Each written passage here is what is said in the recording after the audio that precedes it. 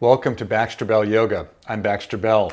I have 3 quick requests for you and then we'll get right into our video practice for today. Number 1, please check out my website, baxterbell.com, where you can find access to my online yoga classes. You can find opportunities to dive deeper into your yoga learning, and you can find more free content. Number 2, please reach out to me personally at baxterbell.com if you'd like to set up a one-on-one session to improve your overall yoga practice, or if you'd like to address any health issues that you have with yoga therapy. Number 3, if you enjoy this video and you find it helpful, please like it when you're done. That would be really helpful. So that's it. Let's take a look at what our practice for today is. So I'm very excited to share with you the 3rd practice in our gluteal series. This is the Fire Hydrant Variation. And this is similar to the variation we did in section 1 or series 1, the first video, in which we did the clam shells, except instead of keeping the feet touching now, we're going to let the shin bone lift and lower with the thigh bone.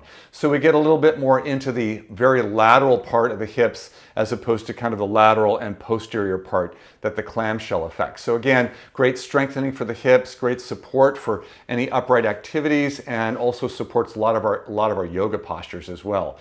And it can be really great for stabilizing some of the pelvic and lower back structures. Again, for this one, all you need is a sticky mat and a blanket. And let's go ahead and come on down. And the setup is identical to both the beginning of part 1 and part 2. So you're pretty familiar with this if you've done those practices. And I encourage you to look at those if you have not. So we want to get the angles between the body and the legs at 90 degrees. We're going to take that top hand and place it on that upper outer hip again to remind ourselves to keep the lower back vertically aligned, so we're isolating the movement in the hip joint.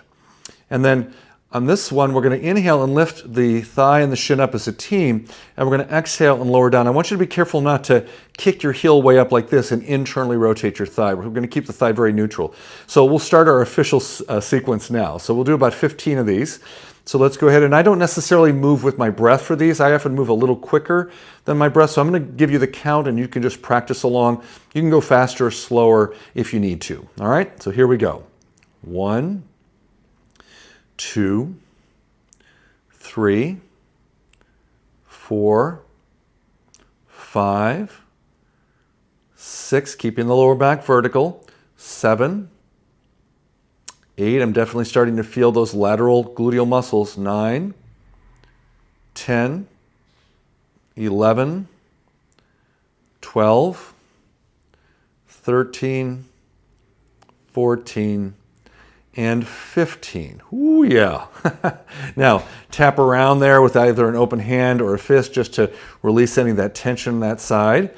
Again, in my home practice, I always roll onto the back for a moment, take a breath, and then just efficiently roll to the second side. But for demo purposes, I'm going to swing around to the other side today. So let's come to our second side. And as you come down, support the head, adjust the legs, place the hand on the upper outer buttocks for support and reminding ourselves to keep that back nice and vertical. So here we go. I'll give you the count on the second side.